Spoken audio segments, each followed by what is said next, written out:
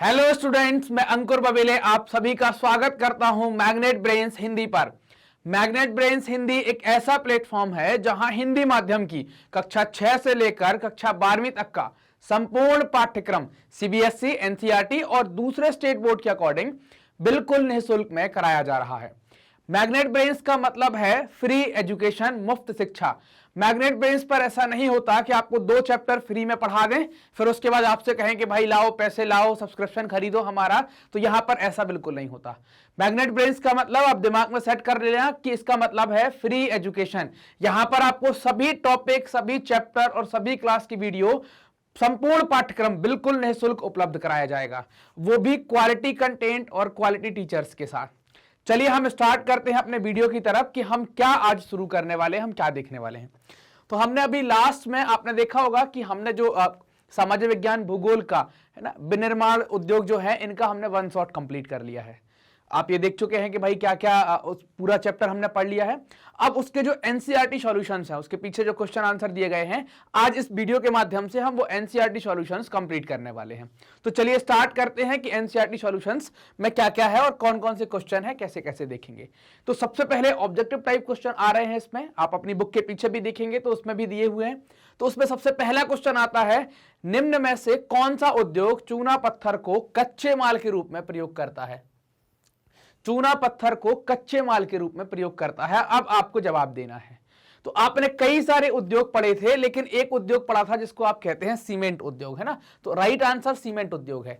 अब आपको याद होगा कि इसमें हमने क्या क्या देखा हुआ था कि भाई आप चूना पत्थर भी डाल रहे थे, सिलिका भी डाल रहे थे और जिप्सम भी डाल रहे थे। 3 चीजें पढ़ी थी ना, चूना पत्थर, इसके साथ क्या डाला था, सिलिका, और उसके साथ क्या डाला था, जिप्सम। याद है कि नहीं? आपसे भाई शॉर्ट आंसर में, वेरी शॉर्ट आंसर में ऐसा भी पूछ सकते हैं कि चूना, आप सीमेंट उद्योग के 3 प्रमुख अवयवों के नाम लिखो, तो आपको ये तीनों लिखने पड़ेंगे। तो चूना पत्थर, सिलिका और जिप्सम, ये 3 प्रमुख अवयव हुआ करते थे। चूना क्यों था? चूना पर अपन ने बात करी थी कि पुराने जमाने में जो भी घर बनते थे उसमें ईंट या पत्थर जोड़ने का काम चूने से किया जाता था। आज के जमाने में किससे कर रहे हैं हम ये काम? अब हम सीमेंट से कर रहे हैं। हमने ये भी देखा था कि हम क्यों कर रहे हैं सीमेंट से, क्योंकि सीमेंट की सेटल होने की या उसके जमने की दर चूने की तुलना में थोड़ी सी ज्यादा है। इस कारण से आजकल सीमेंट का उपयोग हो रहा है, क्योंकि निर्माण कार्य बहुत तेजी से चल रहे हैं। चूना सेट होने में थोड़ी सा समय लेता था, जबकि सीमेंट जल्दी सेट हो जाता है। तो चूना भी इसी का अवयव हो जाता है, सीमेंट उद्योग का एक प्रमुख घटक हो जाता है, कच्चे माल के रूप में तैयार होता है। इसके अलावा सिलिका और क्या देखा हुआ था, जिप्सम। इन 3 चीजों का हम मेन रूप से उपयोग करते हैं सीमेंट उद्योग के अंदर। चलिए अगले प्रश्न की तरफ आते हैं। अगला प्रश्न क्या कहता है? अगला प्रश्न कहता है कि निम्न में से ऐसी कौन सी एजेंसी सार्वजनिक क्षेत्र में स्टील को बाजार में उपलब्ध कराती है? मतलब हमने पकड़ लिया कि ये क्या है, स्टील। स्टील मतलब समझ में आ गया कि क्या होने वाला है भाई, यहां तो लोहा जैसी कोई चीज समझ में आएगी, है ना। एक मिनट, लोहा और इस्पात जैसी चीज समझ में आएगी कि लोहा या इस्पात के बारे में बात कर रहे होंगे। अब हमने देखा था कि यार इसमें कई प्रकार के लोग थे, कई प्रकार लोग मतलब कई प्रकार की इंडस्ट्रियां थी। लेकिन हमने देखा था कि सार्वजनिक क्षेत्र में जो भी कंपनियां लोहा बना रही थी, जो भी पब्लिक सेक्टर थे, सार्वजनिक क्षेत्र की कंपनी का मतलब क्या होता है, ऐसी कंपनी जिस पर अधिकार किसका है, सरकार का, जिसका नियंत्रण कौन कर रही है, सरकार। और जो निजी क्षेत्र की है उसका मतलब क्या है कि जिस पर नियंत्रण किसका है, किसी व्यक्ति का, किसी प्राइवेट व्यक्ति का या किसी प्राइवेट कंपनी का। और हमने देखा था संयुक्त क्षेत्र की कंपनी कौन सी, जिसमें सरकार और प्राइवेट दोनों लोग मिलकर काम करते हैं।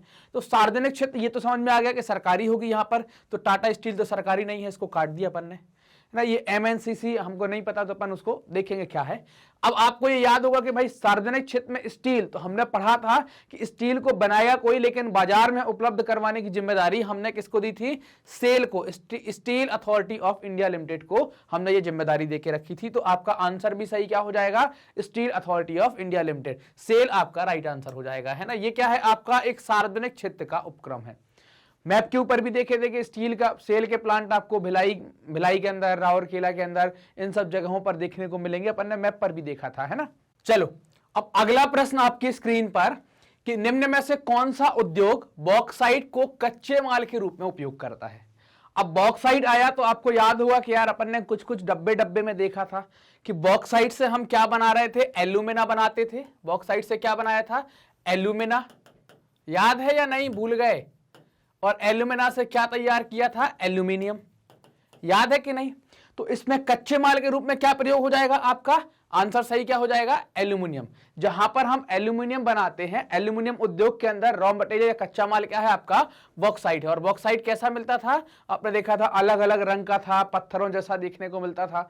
इसको पिघलाते थे, एल्यूमिनियम तैयार करते थे, फिर इसमें कुछ चीजें मिलाते थे, कुछ प्रोसेस अपन ने देखी थी, फिर उससे एल्यूमिनियम तैयार होता था। और एल्यूमिनियम की खासियत क्या है? हल्का है, मजबूत है, फ्लेक्सिबल है, लचीला है। इस कारण से इसका उपयोग हवाई जहाज बनाने में, तार बनाने में, विद्युत में तार बनाने में और विद्युत के दूसरे उपकरणों में इसका उपयोग किया जाता है ना। बाकी आप लोग बर्तन भी बहुत इसका उपयोग करते हैं एल्यूमिनियम का, है ना। कुकर हो गया, तपेलियां हो गई, ये सब एल्यूमिनियम की आपको देखने को मिलेंगी। अगला प्रश्न है आपकी स्क्रीन पर, निम्न में से कौन सा उद्योग दूरभाषा, कंप्यूटर आदि संयंत्र निर्मित करते हैं? तो आपको अगर याद हो, जब हम उद्योग देख रहे थे तो उद्योगों में हमने सबसे आखिरी उद्योग पर बात की थी, है ना। सबसे आखिरी उद्योग आपको याद होगा कि अपन ने पढ़ा था सूचना प्रौद्योगिकी, याद है कि नहीं? सूचना प्रौद्योगिकी और इलेक्ट्रॉनिक्स की, इतना ही लिख देता हूं मैं बस, ये आपको याद होगा। तो अब इसमें क्या कह रहे हैं? दूरभाष और कंप्यूटर, ये सब किसका साधन हो जाएंगे? आपके सूचना प्रौद्योगिकी का। इलेक्ट्रॉनिक्स किसका साधन हो जाएगा? इसके अंदर कोई, जैसे आपका टीवी बना देना है या कोई और छोटी छोटी चीजें, ट्रांजिस्टर बनाना है, ये सब चीजें क्या हो जाएंगी? आपका इलेक्ट्रॉनिकी का पार्ट हो जाएगा। तो अब सूचना प्रौद्योगिकी के अंदर क्या आ जाएगा? तो राइट आंसर आपका क्या हो जाएगा? डी वाला, सूचना और प्रौद्योगिकी या सूचना प्रौद्योगिकी, ये आपका क्या हो जाएगा? राइट आंसर हो जाएगा। तो समझ गए ना बात को कि इसमें क्या है? तो इसके अंदर चूंकि अब इसमें जनरली इन्होंने दोनों ऑप्शन दे दिए हैं आपको कि भाई इलेक्ट्रॉनिक दे दिया है और सूचना प्रौद्योगिकी दे दिया है, तो अब यहां क्या है आपको? सूचना प्रौद्योगिकी आपका राइट आंसर है। चलिए अब आगे चलते हैं, अगला प्रश्न देखते हैं। तो अगले प्रश्न का जो टाइप आ जाता है वो है निम्नलिखित के उत्तर 30 शब्दों में दीजिए। मतलब आपको short answer, very short answer type से ही देना है। पहला प्रश्न है जिसमें कह रहे हैं विनिर्माण क्या है? विनिर्माण मतलब manufacturing, what is the manufacturing, उस पर ये बात कर रहे हैं कि मैन्युफैक्चरिंग क्या है या विनिर्माण क्या है, या किसी वस्तु का निर्माण किया जा रहा है वो क्या है ना। तो अब आपको याद होगा, मैं उत्तर आपको थोड़ा सा बाद में बताऊंगा क्या है, अपन पहले इस पर डिस्कस कर लेते हैं कि भाई विनिर्माण क्या है। हमने चूंकि ये पढ़ा हुआ था तो आंसर लिखने में हमें क्या होगी? आसानी हो जाएगी। आपने देखा था कि विनिर्माण में हम एक कच्चे माल का उपयोग कर रहे थे। कच्चे माल को हम क्या करते थे? एक कच्चे माल का प्रयोग करते थे, और कच्चे माल का किस में यूज कर रहे थे? इसको प्रोसेस करते थे और इसको हम परिवर्तित कर देते थे। परिवर्तित, है ना, एक मिनट, क्या करते थे? परिवर्तित कर देते थे। अब ये परिवर्तित कर कर हम क्या बना रहे थे? इसकी परिवर्तित करके इसकी क्या करते थे? इसकी कीमत या मूल्य बढ़ा रहे थे, इसकी कीमत या मूल्य में वृद्धि कर रहे थे। तो विनिर्माण में हो क्या रहा था? कच्चा माल, जैसे अपन ने उदाहरण के तौर पर आप देखें, अपन ने बात करी थी गेहूं और रोटी की, कि गेहूं मिलता है 20 रुपए या 30 रुपए किलो, जबकि रोटी मिलती है 10 रुपए की है। 3 रोटी में 1 किलो की कीमत पूरी हो जाती है। तो क्या होगा कि विनिर्माण में आप कच्चा माल डालेंगे, यहां पर मशीनरी लगाएंगे, फैक्ट्री लगाएंगे, उसके रूप को बदलेंगे, परिवर्तित करेंगे, उसका रूप स्वरूप सब कुछ बदलेंगे और एक नई चीज बनाएंगे इस पुराने माल को लेकर। और वो नई चीज जब आएगी तो फिर वो ज्यादा महंगी बिकेगी। यहां पर कच्चा माल अगर आपने 1 किलो डाला है और उतनी ही 1 किलो रोटियां आपने तैयार कर दी हैं, 1 किलो में आपकी कम से कम 10 रोटी 20 रोटी तो चढ़ी जाएगी। 20 रोटी मतलब 200 रुपए की हो गई। लेकिन अगर 1 किलो गेहूं ले रहे हैं तो 30 रुपए का हुआ। कुछ इसमें भी खर्चा आएगा, तो इसमें मान लो 50-60 रुपए खर्चा आ रहा था। तो विनिर्माण बेसिकली क्या हो गया? कच्चे पदार्थ के मूल्य की वृद्धि कर देना, उसको क्या कह रहे थे आप? विनिर्माण कहलाता था। याद है कि भूल गए? याद है कि नहीं? क्या कर रहे हो, है ना। देखो अब यह आंसर में भी क्या लिख देंगे कि भाई कच्चे पदार्थ को मूल्यवान उत्पाद में परिवर्तित कर अधिक मात्रा में वस्तुओं के उत्पादन को वस्तु विनिर्माण या वस्तु निर्माण कहा जाता है। अब आप इसमें थोड़ा बहुत चेंज भी कर सकते हैं ना, जैसे परिवर्तित कर या उत्पादित कर, तो आप क्या लिख सकते हैं? भाई कच्चे माल को मूल्यवान उत्पाद में बदल कर, जैसे परिवर्तित याद ना रहे तो भाई बदल कर अधिक मात्रा में वस्तुओं का उत्पादन कर सकते हैं। अधिक मात्रा आप नहीं लिख पा रहे हैं तो लिख देंगे परिवर्तित कर वस्तुओं का उत्पादन करते हैं या उनका निर्माण करते हैं। तो अब ऐसा भी आप लिख सकते हैं, दोनों चीजें सही हैं। भाषा थोड़ा बहुत बदल जाती है व्यक्ति के अनुसार। तो आप क्या किया करो? सोचा करो। जब आप सोचोगे तो आपको ये 3 स्टेप आ जाएंगे कि भाई कच्चा माल है, कच्चे माल को अपन ने क्या कर दिया? एक बड़ी बेस कीमती चीज में तैयार कर दिया, और बेस कीमती क्या हो गई? उसकी कीमत बढ़ गई। तो मैन्युफैक्चरिंग फैक्ट्री या विनिर्माण उद्योग क्या हो गया, कच्चे माल की कीमत को बढ़ा देना। तो ये तो आपकी हो गई हेडिंग, आप ऐसा लिख सकते हैं, लेकिन हमें उदाहरण जरूर देना है, हम उदाहरण देकर जरूर कंप्लीट करेंगे।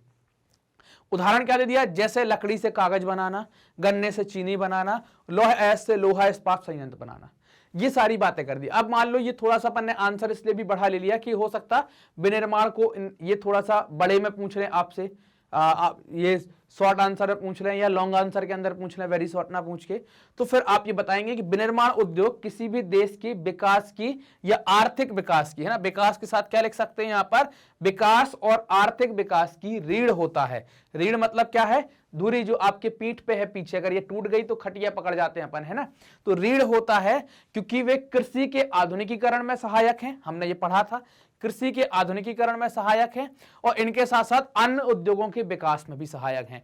कैसे थे अन्य उद्योगों के विकास में सहायक, क्योंकि ये कई सारे उद्योगों के लिए उत्पाद तैयार करते थे। तो ऐसा आप आंसर एक लिख सकते हैं। तो आपके लिए तो अभी अगर वेरी शॉर्ट आ रहा है तो इतने में काम चल जाएगा आपका, कि उसकी परिभाषा दे दी और 2 उदाहरण उसके दे दिए। बड़ा आता है तो फिर हम नीचे वाली ये बातें लिखेंगे। क्लियर। अगला प्रश्न है आपके सामने, अगले प्रश्न में कह रहे हैं उद्योगों की अवस्थिति मतलब उनकी लोकेशन को प्रभावित करने वाले 3 भौतिक कारकों के बारे में बताना है। भौतिक मतलब फिजिकली, मानवीय कारक मतलब जिसमें अभी एक क्वेश्चन आएगा जिसमें मानवीय कारक में बात करेंगे, जिसमें इंसान का रोल होगा। भौतिक कारक मतलब जो फिजिकली पृथ्वी पर या पहले से मिले हुए हैं उन कारकों पर बात करनी है ना, कि जो वहां पर उपलब्ध है उनके आधार पर हमको देखना है। तो 3 कारकों में हम क्या देखेंगे, पहला कारक तो अपन ने देख लिया कि भाई कच्चे माल की उपलब्धता। अगर हमने कहीं फैक्ट्री लगाई है वहां पर कच्चा माल ही उपलब्ध नहीं होगा तो हम क्या करेंगे, वहां क्या बनाएंगे। दूसरा हम देख लेंगे यहां पर कि अब शक्ति के विभिन्न साधनों की उपलब्धता। शक्ति के विभिन्न साधनों से मतलब क्या है कि जैसे कहीं कोयला चाहिए, अब ऐसा चला कि फैक्ट्री लगा दी हमने राजस्थान में और कोयला ला रहे हैं हम गुजरात से, कोयला ला रहे हैं हम पश्चिम बंगाल से, कितना दूर हो जाएगा, इस तरफ गुजरात है इस तरफ पश्चिम बंगाल है, यहां से यहां तक कोयला लाओगे फिर आपकी फैक्ट्री जलेगी, और रॉ मटेरियल ला रहे हो जम्मू कश्मीर से, सब गड़बड़ हो जाएगा। तो कच्चे माल की उपलब्धता हो प्लस शक्ति के साधन, लाइट मिलती रहे, कोयला मिलती रहे, या पेट्रोलियम अगर लग रहा है, पेट्रोल डीजल लग रहा है तो वो भी मिलता रहे, और जल की सुलभता। ये 3 क्या है, इसमें आपका कोई योगदान नहीं है। पानी आप मोड़ सकते हैं लेकिन पानी को आप बना नहीं सकते कि आप कोशिश करें कि भाई राजस्थान में हम लगा दें। तो हम क्या लिखेंगे, 3 कारण अपन ने देख लिया। कच्चा माल हो गया, आप ऐसे याद रखें भाई कच्चा माल हो गया, ये मिट क्यों रहा है भैया, कच्चा माल हो गया, ऐसे अपन याद रख लें कच्चा माल। कच्चे माल के बाद फिर अपन ने ऐसे दिमाग पे जोर डाला भाई कच्चा माल कच्चा माल, कच्चे माल के बाद क्या क्या, शक्ति, शक्ति मतलब लाइट कोयला ऐसी कुछ बातें आ गई। शक्ति के बाद क्या है भाई, जल। बस ये 3 कारण आपके हो गए बेसिकली। तो ऐसे आपको ये 3 पॉइंट आपने ये याद रख लिया कि ये 3 पॉइंट है। इनके अंदर जैसे भी कहानी आप सुन लेंगे, जैसे आप इनकी डिटेल देख लेंगे, कुछ कुछ याद रहेगी, आप आसानी से इसको लिख पाएंगे। अब क्या हुआ, कच्चे माल में क्या है, अधिकांश, अब इसमें क्या लिखेंगे अपन भाई, कच्चा माल तो लिख देंगे, अधिकांश उद्योग वहीं स्थापित किए जाते हैं जहां उनके लिए कच्चा माल आसानी से उपलब्ध हो। उदाहरण के लिए, तुरंत उदाहरण लिख देंगे, उदाहरण के लिए अधिकांश लौह इस्पात उद्योग प्रायद्वीपीय भारत में स्थापित किए गए हैं, क्योंकि प्रायद्वीपीय भारत में ही लौह की या लौह अयस्क की खदानें या खानें पाई जाती हैं, या लौह अयस्क आसानी से उपलब्ध हो जाता है। या ऐसा लिख देंगे कि अधिक, जैसा इसमें लिखा हुआ है, अधिकांश लौह इस्पात उद्योग प्रायद्वीपीय भारत में स्थित है या में ही है, क्योंकि लोहे की खानें और कच्चा माल आसानी से प्राप्त हो जाता है। तो खान तो मिल जाती है, तो आप क्या क्या लिख देंगे भाई, लोहे की खदानें पाई जाती हैं जिससे कच्चा माल लौह अयस्क के रूप में आसानी से मिल जाता है। तो आप ऐसा लिख देंगे। उदाहरण तो तुरंत लिखना है, उदाहरण लिखने से क्या होता है, हमारा आंसर कंप्लीट हो जाता है। समझ गए ना। अब अगला देखते हैं कि भाई अगले पॉइंट पर क्या बात की। तो अगला अपन ने देखा शक्ति, चूंकि आप अगर कोई फैक्ट्री लगा रहे हैं तो आपकी मशीनरी चलाने के लिए ऊर्जा की आवश्यकता तो है ना। ऊर्जा की आवश्यकता कैसे, लाइट की जरूरत है, या आपको भट्टी चलाना है तो कोयले की जरूरत है, आपको इंजन चलाना है तो डीजल पेट्रोल की जरूरत है। तो अब यहां क्या लिखेंगे, शक्ति के विभिन्न साधन, जहां उद्योग को चलाने के लिए, जहां उद्योग को चलाने के लिए शक्ति के विभिन्न साधन प्राप्त हो जाएंगे, वहीं पर क्या करेंगे हम, उद्योगों की स्थापना की जाएगी। क्योंकि अब ऐसी जगह तो नहीं लगाए ना कि फैक्ट्री लगा दी, बड़ी बिल्डिंग खड़ी कर दी, अब सोच रहे हैं कि यार लाइट का तार कब तक डले, 2 साल लगेंगे, 5 साल लगेंगे, डीजल आ पाएगा कि नहीं, कोयला तो मिल ही नहीं रहा यहाँ। तो आपको ये देखना होगा फैक्ट्री चलाने के लिए पर्याप्त मात्रा में शक्ति के साधन है कि नहीं है, कैसे चलेगा, कोयला, पेट्रोल, है ना, लाइट, ये सारी चीजें हैं कि नहीं है। तीसरा है जल की सुलभता। जल की सुलभता से क्या मतलब है, क्योंकि कई सारे उद्योगों में जल की आवश्यकता होती है। अब मान लो आपने थार के रेगिस्तान में एक कपड़ा फैक्ट्री लगा ली, अब वहां कपड़ा फैक्ट्री लगाई तो कपड़े की रंगाई करने के लिए पानी की आवश्यकता। अब मान लो जूट फैक्ट्री लगा ली तो हमें पानी की आवश्यकता। तो वहां पर कैसे हो पाएगा, पानी टैंकरों से कितना लाएंगे आप, बहुत महंगा हो जाएगा। आप जो उत्पाद बनाएंगे वो तो बहुत महंगा हो जाएगा। क्वालिटी कैसी है उससे मतलब नहीं है, क्वालिटी अच्छी है कि खराब है, लेकिन ऐसी जगह आप लगाएंगे चूंकि ऐसे उद्योगों में पानी की जरूरत है। कई सारी जगहों पर क्या होता है कि पानी के अंदर अवशिष्ट पदार्थ भी भेज दिए जाते हैं ताकि वो बहाकर चले जाएं, लेकिन अब ये व्यवस्था कर दी गई है हमने, जब जैसे ही प्रदूषण सुधार की बात की है कि अवशिष्ट पदार्थ ट्रीटमेंट के बाद, संशोधन के बाद या शोधन के बाद उनको पानी में भेजा जाए। तो क्या करें, विभिन्न उद्योगों के लिए जल की आवश्यकता होती है। जिन क्षेत्रों में जल सुलभता से, सुलभता मतलब कहलाता है आसानी से, सुलभता से प्राप्त होता है वहां उद्योग स्थापित किए जाएं, है ना। जल की सुलभता या जल का आसानी से प्राप्त हो जाना, आपको अगर ये याद ना रहे तो आप ऐसा भी लिख सकते हैं कि जल की आसानी से उपलब्धता या जल की उपलब्धता या जल की आसान उपलब्धता, जो भी आपको हेडिंग रखनी है इनमें से आप कुछ भी रख सकते हैं, है ना। सुलभता आपकी किताब के अंदर दिया हुआ था, इस कारण से अपन ने ले लिया। उदाहरण तो तुरंत चिपकाना। पश्चिम बंगाल में जूट की मिलें इसलिए स्थापित की गई हैं क्योंकि वहां हुगली नदी से पानी मिल जाता है। तो ऐसे आप लिखेंगे तो आपको नंबर मिल जाएंगे। तो ये तीनों कारण आपको क्लियर हो गए ना, कौन कौन से कारण अपन ने देख लिए। पहला कारण कच्चा माल, दूसरा कारण शक्ति, तीसरा कारण जल। कच्चा, शक्ति, जल, बस फिर आप उदाहरण ध्यान रखना दिमाग में, कच्चा, शक्ति, जल, और बस आपका आंसर बन जाएगा। अगला है, अगला प्रश्न आप देखिए। अगला प्रश्न क्या कह रहा है, औद्योगिक अवस्थिति को प्रभावित करने वाले 3 मानवीय कारक। इसके पहले हमने कैसे कारक पढ़े, आंसर में लिखे हैं, जिनमें कहा जा रहा है कि हम भौतिक कारक जिसपे इंसान का उतना योगदान नहीं है, लेकिन मानवीय कारक का मतलब क्या है कि जहां इंसान से ही ज्यादातर चीजें होनी है तो उसमें हम मानवीय कारक। तो मानवीय कारक में क्या आ जाएंगे, आपका एक श्रम आ गया, एक दूसरा परिवहन आ गया, और तीसरा पूंजी आ गई, है ना। अब आप देखना क्या होगा, आप कोई भी उद्योग लगाएंगे बिना पैसे के हो पाएगा क्या। आप माल बेचेंगे तो भी पैसा आएगा, आप खरीदेंगे तो भी पैसा देना होगा, तो क्या होगा, आपके पैसे का आदान प्रदान होगा। रोज ब्रीफकेस भर के पैसा ले जाएंगे क्या, कोई आया किसी ने अच्छे डंडे दिए और आप सब ब्रीफकेस ले गया तो नुकसान हो जाएगा। तो हमें बैंकिंग सुविधाएं चाहिए हैं, तो ऐसी जगह पहला कारक क्या हो गया, पूंजी और बैंकिंग, है ना। दूसरा कारक क्या हो गया भाई, जब हमने स्थापित कर दिया तो उसको चलाएगा कौन, श्रम, लेबर, और यहां तक कच्चा माल लाना, और कच्चे माल के बाद जो बनकर चीजें चली गई उनको ले जाना, तो क्या हो गया, परिवहन। क्योंकि ट्रक तो ड्राइवर ही चलाएगा ना, कि अपने आप चल जाएगा, ऑटो पायलट भारत में व्यवस्था नहीं है अभी, और इस पे इंसान वही लोड करेंगे वही अनलोड करेंगे, ट्रक भरना पड़ेगा, ट्रक खाली करना पड़ेगा। तो ये 3 क्या हो गए आपके, ये 3 मानवीय कारक हो गए ना, पूंजी, श्रम और परिवहन। एक एक करके स्टार्ट करते। सबसे पहली बात आई, अब श्रम में भी कैसा, महंगा या सस्ता, तो श्रम महंगा नहीं चलेगा, श्रम कैसा चलेगा, सस्ता, जिसके दाम थोड़ी कम हो। ऐसा नहीं कि मजदूर आया बोले भाई 5000 रुपए घंटे लगेंगे, गेती चलवाना तो चलवा लो, नहीं तो अपन तो चले, अपन अपना टिफिन लाए हैं, खोल के खाएंगे और आराम करेंगे। तो श्रम कैसा हो, आपके उद्योग के हिसाब से सस्ता हो, वो उपलब्ध हो जाए, जो भी भाव बाजार में चल रहा है उस हिसाब से उपलब्ध हो। ऐसा नहीं कि जहां अपन ने फैक्ट्री डाली वहां श्रम इतना महंगा है कि भाई अपनी तो हेकड़ी निकली जा रही है मजदूरों को पैसा दे देके। तो आप उद्योग से जो प्रोडक्ट बनेगा, जो भी उत्पाद आएगा वो बहुत महंगा होगा और दूसरे उत्पाद सस्ते आ रहे होंगे तो टिक नहीं पाएगा।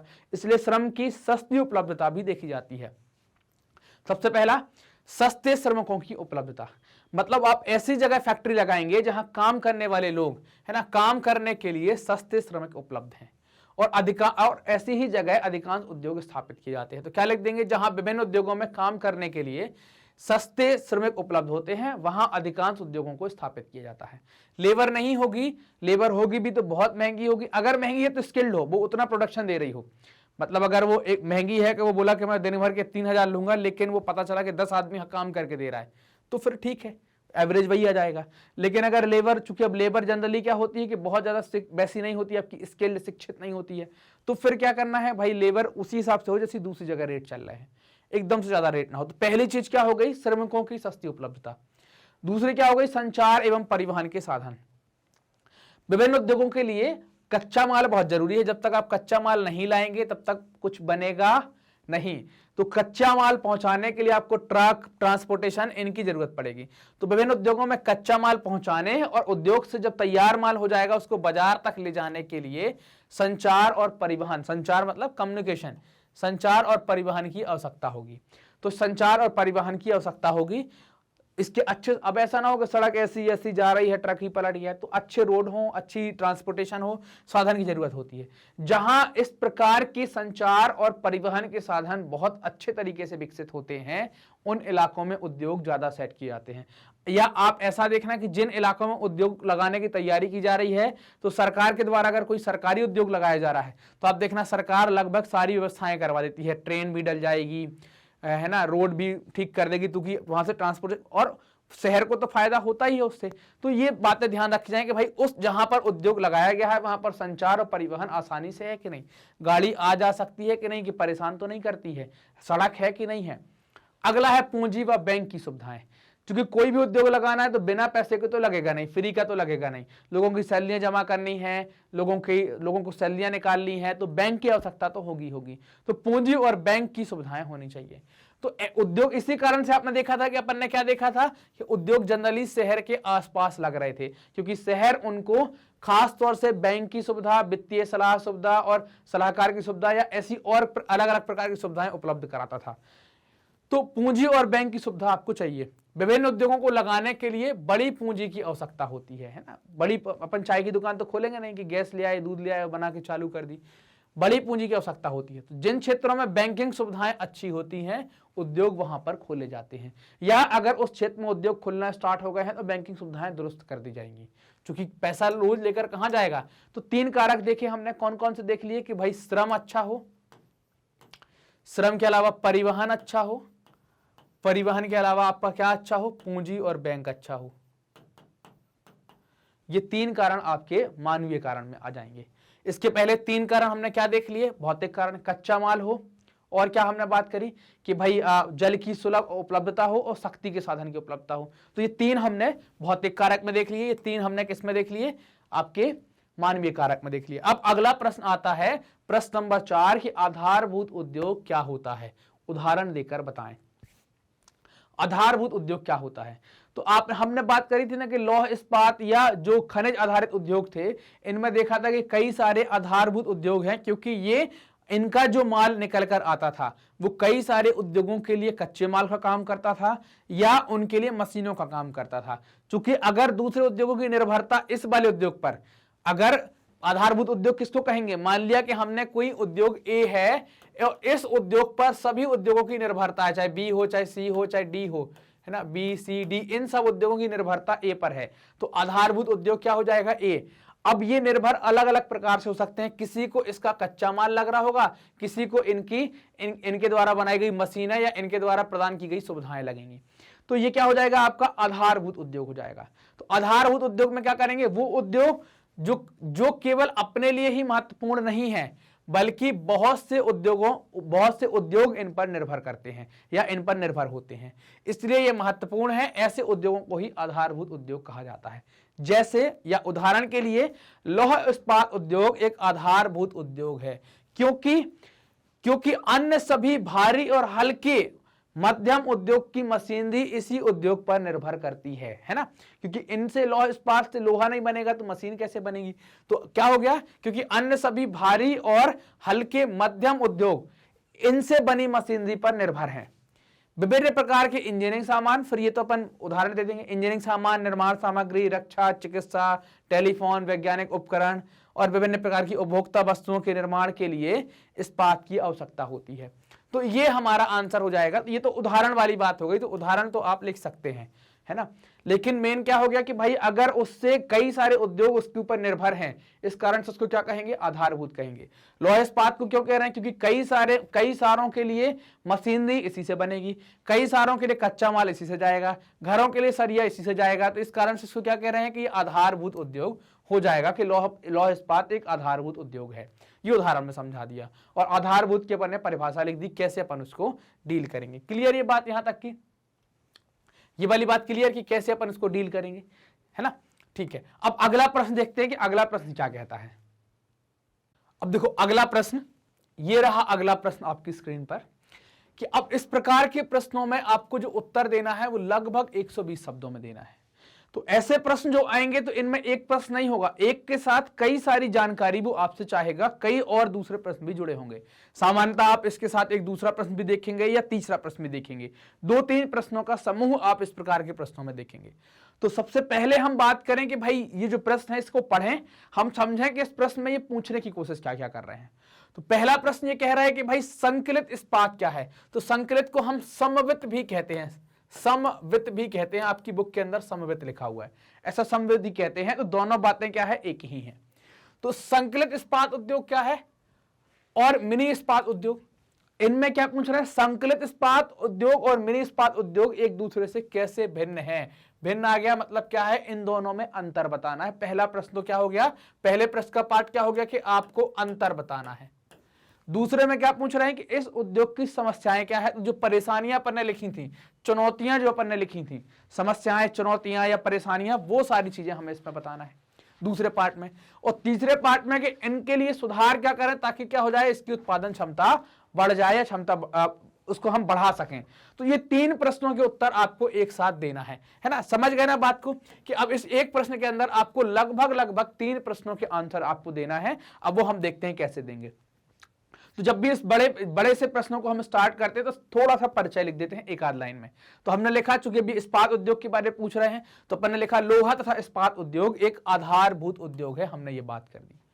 फिर लिखा ये 2 प्रकार के होते हैं, संकलित उद्योग और मिनी इस्पात उद्योग। भारत में 10 मुख्य संकलित उद्योग तथा बहुत से छोटे इस्पात उद्योग या इस्पात संयंत्र उद्योग हैं।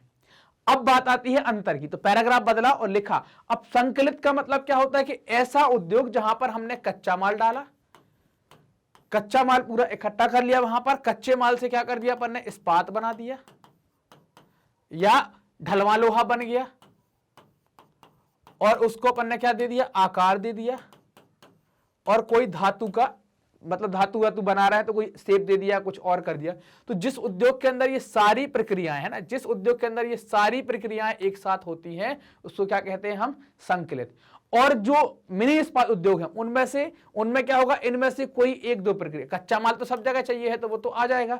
अब ये डिपेंड करेगा कि वहां पर कच्चा माल क्या है, यहां पर कच्चा माल क्या है। वहां पर जो यहां पर ये 3 या 4 प्रकार की घटनाएं हो रही हैं, इस्पात बना रहे हैं, ढलवा भी बना रहे हैं हम, और उनको कोई आकार भी दे रहे हैं। लेकिन मिनी इस्पात में क्या होगा कि कोई 1 या 2 ही काम कर पाएंगे, सब कुछ इकट्ठा नहीं होगा। ये बेसिक अंतर है। अब लिखेंगे कैसे इस बेसिक अंतर को, ये आप देख लो कैसे लिखेंगे अपन इसको। तो इसमें हमने लिखा कि एक संकलित इस्पात संयंत्र एक बड़ा संयंत्र होता है जिसमें कच्चे माल को एक स्थान पर एकत्रित करने से लेकर इस्पात बनाने, उसे ढालने और उसे आकार देने तक प्रत्येक क्रिया इस उद्योग के अंतर्गत होती है। उसको हम क्या कहते हैं, वो कहलाता है आपका संकलित इस्पात उद्योग। तो ये बात तो हो गई आपकी संकलित की। लेकिन अगर अब मिनी इस्पात में क्या होगा, तो मिनी के अंदर हम देखें, मिनी में क्या होगा, मिनी इस्पात संयंत्र छोटे होंगे, क्योंकि अब संकलित बड़े हो गए तो ये क्या होंगे, छोटे ही होने हैं, मिनी नाम में आगे लगा है तो ये छोटे होते हैं। तो इनमें क्या होता है कि विद्युत भट्टी होती है, कोयला मतलब कच्चा माल या कोयला, जैसे वहां पर हमने देखा कच्चे माल को पिघलाने के लिए कोयले की भी जरूरत पड़ती होगी। यहाँ पर क्या है, एक विद्युत भट्टी है, यहाँ पर रद्दी इस्पात का उपयोग करेंगे और स्पंज आयरन का प्रयोग करेंगे यहाँ पर। तो यहाँ छोटी, अब इसमें क्या करेंगे, सामान्यतः री रोलर्स होते हैं। री रोलर्स कैसे होते हैं, स्टील कैसे रोलर्स होते हैं जिनका उपयोग करते हैं, जिनमें क्या होता है कि इस्पात की सिल्लियां टाइप की होती हैं, बड़ी बड़ी रॉड टाइप की, ऐसे री रोलर्स। तो इनमें इस्पात की सिल्लियों का इस्तेमाल किया जाता है। ये क्या करेंगे, इस प्रकार के उद्योगों में क्या होगा, ये हल्के स्टील या निर्धारित अनुपात के मृदु या मिश्रित इस्पात का उत्पादन करते हैं। वो क्या कर रहे हैं, हर एक प्रकार का काम कर रहे हैं, ढाल भी रहे हैं, इस्पात भी बना रहे हैं, आकार भी दे रहे हैं। यहां पर क्या है, हल्का स्टील तैयार कर रहे हैं या मिश्रित अनुपात में स्टील को तैयार कर रहे हैं। ये सारी चीजें यहां पर देखने को मिलेंगी। तो लोहा इस्पात उद्योग के समान अब इसमें क्या जाएंगी, अब समस्याएं जाएंगी। तो फिर नीचे पैराग्राफ बदल के लिखेंगे कि इस उद्योग में विभिन्न प्रकार की समस्याएं हैं या कई प्रकार की चुनौतियों का इस उद्योग में सामना करना पड़ता है। अगर चुनौतियां पूछी गई हैं तब भी यही लिख देना है, समस्याएं पूछी गई हैं तब भी यही लिख देना है। तो समस्याएं लिख देंगे, भाई इस उद्योग में कई समस्याएं सामने आ रही हैं या इस उद्योग के सामने कई प्रकार की समस्याएं हैं, ये समस्याएं रही हैं। पहला क्या हो गया, एक तो कॉस्ट बहुत है, बड़ा है तो उच्च लागत। दूसरा क्या होगा, कोकिंग कोयला जो है, इसी में लिख दें कोकिंग कोयले की सीमित उपलब्धता, ये मिल नहीं पाता है ज्यादा, ये एक निश्चित मात्रा में ही इसकी उपलब्धता हो पाती है। कम श्रमिक उत्पादकता, लेबर इतनी अच्छी नहीं मिलती कि उनसे जो प्रोडक्शन है वो बहुत ज्यादा हो, तो वो आपकी कम श्रमिक उत्पादकता। ऊर्जा शक्ति, मतलब जो शक्ति के संसाधन है वो पर्याप्त मात्रा में ना मिल पाना, मतलब ऊर्जा की आपूर्ति या शक्ति की आपूर्ति लगातार ना होना, अनियमित, कभी कभी बीच में पावर कट या कोयले की समस्या आ जाना। और अविकसित अवसंरचना, मतलब आपका जो स्ट्रक्चर है पुराना वो अविकसित तरीके का है, आज के जमाने के हिसाब से वो फिट नहीं बैठता, उसको और विकसित करने की आवश्यकता है। तो ये इसकी क्या हो गई, मुख्य चुनौतियां हो गई। अब इनमें मुख्य चुनौतियों के अलावा कि इन समस्याओं को दूर करके, जो ये समस्याएं आई हैं, जो चुनौतियां या देखी हैं अपन ने, इनको अगर दूर कर दें तो हम क्या करें, इसकी उत्पादन क्षमता बढ़ाने के लिए कुछ सुधार कर सकते हैं। क्या सुधार करने चाहिए, वो सुधार अपन ने यहां लिख दिए। क्योंकि अपन से प्रश्न का आखिरी भाग क्या है, वो इन सुधार के बारे में बात कर रहा है कि आप इसमें क्या सुधार करेंगे जिससे इसकी उत्पादन क्षमता बढ़ जाए। क्या करेंगे, सबसे पहले करेंगे निजी क्षेत्र में उद्यमियों के प्रयत्न और उदारीकरण और प्रत्यक्ष विदेशी निवेश से इस उद्योग को प्रोत्साहन दिया गया है या प्रोत्साहन मिला है। तो निजी क्षेत्र का जब व्यक्ति आएगा ना तो वो सोचेगा कि प्रॉफिट ज्यादा कैसे कमाए। जब इसमें प्रत्यक्ष विदेशी निवेश, जिसको फॉरेन डायरेक्ट इन्वेस्टमेंट एफडीआई भी कहते हैं, जब ये होगा तो विदेश का पैसा लगेगा। जब विदेश का व्यक्ति इसमें पैसा लगाएगा तो विदेशी टेक्नोलॉजी को भी वो यहां पर लाने की कोशिश करेगा कि भाई इतना पैसा लगा। तो एक तो पूंजी की समस्या नहीं आएगी, जो हमने देखी ना कि एक कारण देखा था हमने मानवीय कारणों में, जिसमें हमने पूंजी भी देखा हुआ था कि भाई पूंजी का या बैंकिंग का, तो पूंजी की समस्या नहीं आएगी। दूसरा, ये विदेश से आ रहा है, जो देख कर आएगा, इन्वेस्ट कर रहा है, तो कुछ सलाह तो दे ही सकता है। इस्पात उद्योग को अधिक स्पर्धावान बनाना, मतलब इसमें कंपटीशन ज्यादा होगा। हम और आप दोनों अगर कर रहे हैं तो हमको ये लगेगा कि भाई आपने बहुत अच्छा लोहा तो नहीं बना दिया, तो फिर हम उसमें और सुधार करेंगे। कंपटीशन की भावना जहां आई, कंपटीशन मतलब दुश्मनी की बात नहीं कर रहे हैं, आप उद्योग प्रतिस्पर्धा करें जिसमें क्या हो, आप ये होड़ लगाई जाए कि कौन अच्छा और सस्ता बनाता है। तो वैसा प्रतिस्पर्धावान बनाने की आवश्यकता है या स्पर्धावान बनाने की आवश्यकता है, इसमें कॉम्पिटिटिव होना चाहिए। और विकास के संसाधनों को नियत करने की आवश्यकता है, मतलब जो भी आपके अनुसंधान और विकास, अनुसंधान मतलब इसमें रिसर्च करना, इसका डेवलपमेंट करना, इसके लिए इसको क्या है, नियत मतलब लगातार करना, फिक्स कर देना कि भाई इसमें काम करना ही चाहिए, ऐसे करने की आवश्यकता है। अगर ये सारी चीजें होती हैं, मतलब उद्यमी इसमें आते हैं, इसमें उदारीकरण करते हैं, इसमें हम विदेश का पैसा भी लगाते हैं, साथ में इसमें प्रतिस्पर्धा भी करवाते हैं या इसमें स्पर्धावान बनाते हैं इस उद्योग को, तो क्या होगा कि ये बहुत फायदा करेगा।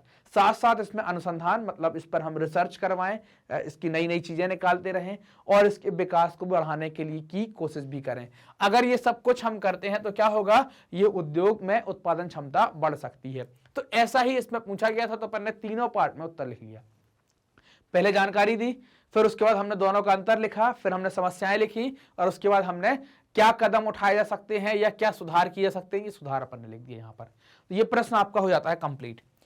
अब अगला प्रश्न क्या कह रहा है, तो अगले प्रश्न में देखेंगे उद्योग पर्यावरण को कैसे प्रदूषित करते हैं, हमें ये समझाना है। तो हमने देखा था कि भाई उद्योग बहुत महत्वपूर्ण चीज है, ये देश का विकास, व्यक्ति का विकास, व्यक्तियों को रोजगार उपलब्ध कराना, कृषि का आधुनिकीकरण करवाना, ये सारी बातें उद्योगों से हो रही थी। लेकिन हम जानते थे कि हर सिक्के के दो पहलू होते हैं, तो जब ये इतना सारा अच्छा कर रहा है तो कुछ मात्रा में बुरा भी करेगा। तो इसमें क्या लिखेंगे हम कि उद्योगों की भारतीय अर्थव्यवस्था की वृद्धि व विकास में महत्वपूर्ण भूमिका रही है, लेकिन उद्योगों ने बहुत सारे लोगों को रोजगार दिया है, काम दिया है, राष्ट्रीय आय में वृद्धि की है, लेकिन इनके द्वारा जो प्रदूषण हो रहा है वो भी नकारने योग्य नहीं है, उसको भी नकारा, या मतलब हम उसको छोड़ नहीं सकते कि भाई अब हो रहा है तो होने दो, पैसा तो बढ़ रहा है, तो नकारा नहीं जा सकता। और प्रदूषण जो है वो कितने प्रकार के हैं, इन सबके बारे में अपन पढ़ चुके हैं, वायु प्रदूषण, जल प्रदूषण, भूमि प्रदूषण, ध्वनि प्रदूषण। अब इन सारे प्रदूषणों के बारे में हम थोड़ी थोड़ी लिख देंगे। स्टार्टिंग क्या करेंगे कि भाई उद्योग जो है वो भारतीय अर्थव्यवस्था को, व्यक्तियों को रोजगार देने के लिए, भारतीय राष्ट्रीय जो हमारी अर्थव्यवस्था है उसको बढ़ाने में इनका बहुत महत्वपूर्ण योगदान रहा है, लेकिन इनसे होने वाले प्रदूषणों को भी नकारा नहीं जा सकता। सामान्यतः प्रदूषण 4 प्रकार के हैं, वायु, जल, भूमि, ध्वनि। अब बात करते हैं कि वायु प्रदूषण में क्या लिखेंगे, हमें थोड़ी थोड़ी सबके बारे में लिखना है। हमने ये अलग अलग वीडियो में देखा भी हुआ है, तो आप ये वीडियो भी देख सकते हैं, वही बातें हम यहां पर भी लिखने वाले हैं। तो वायु प्रदूषण में क्या है, तो वायु प्रदूषण क्या था कि अगर अनचाही गैसें आ गई है ना, कैसी अनचाही गैसें, जिनको हम पसंद नहीं करते हैं, वो अगर उपस्थित हो गई तो हम उसको क्या कहते हैं, वायु प्रदूषण। वो गैसें क्या हैं? सल्फर डाइऑक्साइड और कार्बन मोनोऑक्साइड।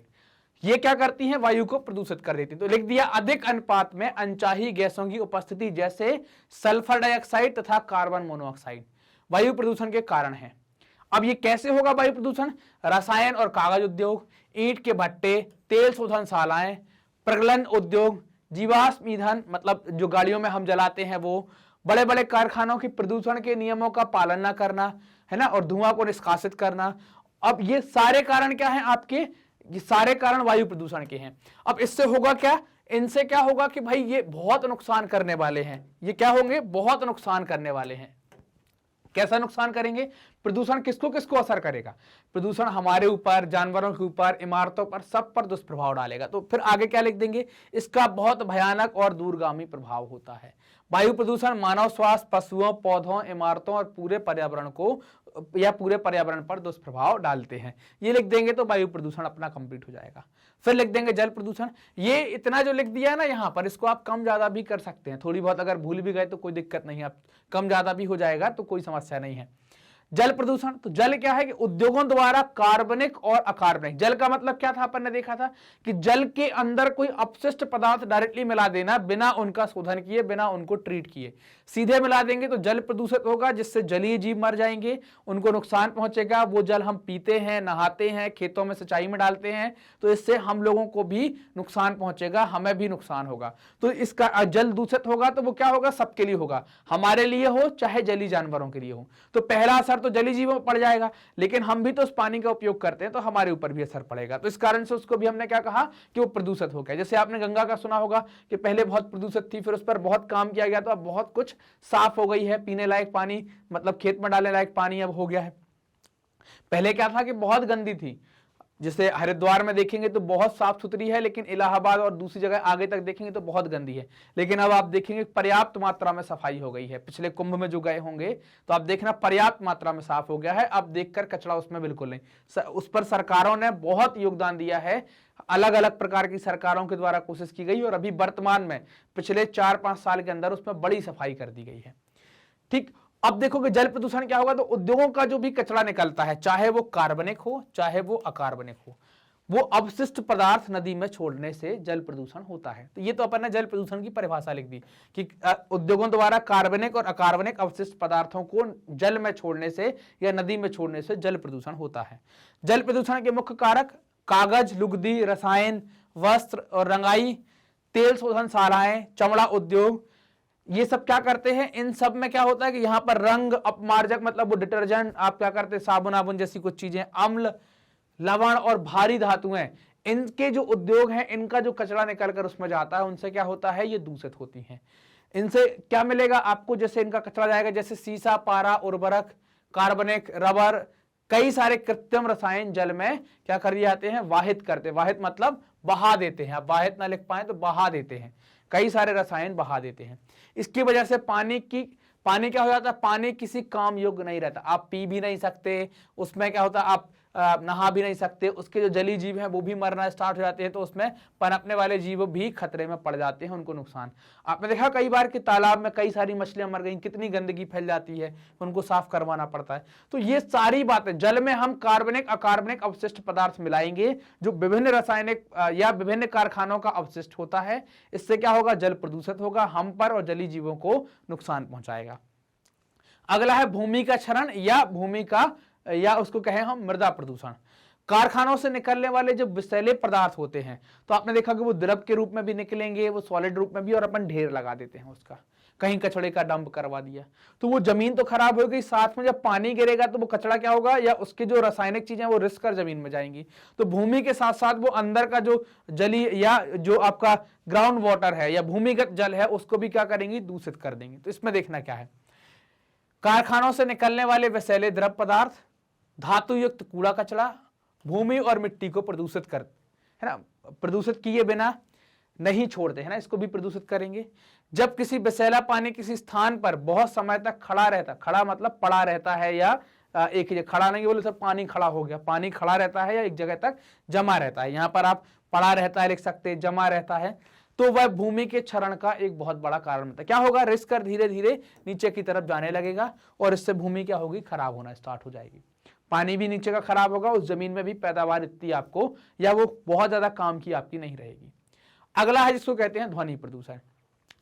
ध्वनि के बारे में हमने क्या बात की थी कि ध्वनि प्रदूषण जब कोई आवाजें जब हमको अप्रिय लगने लगती हैं, कानों को चुभने लगती हैं, उसको हम क्या कहते हैं, वो ध्वनि प्रदूषण कहलाता है। तो ये किससे होगा? औद्योगिक निर्माण और कारखानों के उपकरण, जनरेटर, लकड़ी चीरने के कारखाने, गैस यांत्रिकी, विद्युत ड्रिल ध्वनि प्रदूषण फैलाते हैं। ये बहुत तेज मात्रा में आवाज करते हैं जो हमारे कानों को चुभती है, और ऐसी चुभन वाली आवाज जिसको आप पसंद ना करें वो सब क्या होती है? ध्वनि प्रदूषण। तो ये मत कहना कि सर डीजे फुल में बजाएं, थोड़ी देर अच्छा लगता है फिर कान दर्द देने लगते हैं, है ना। ध्वनि प्रदूषण से क्या होगा? सबसे पहले तो कानों की सुनने की क्षमता, श्रवण मतलब सुनने की क्षमता खराब होगी, तो श्रवण अक्षमता मतलब आप बहरापन आप में आना स्टार्ट होगा। तो श्रवण अक्षमता की जगह आप बहरापन भी लिख सकते हैं। हृदय गति तेज, डीजे बजा दिया, बगल में हार्ट पेशेंट है तो उसका धक धक होगा, गिर जाएगा। बीपी बढ़ जाना, ये सारी बीमारियां क्या होती हैं? ये सारी बीमारियां बढ़ना स्टार्ट हो जाती हैं।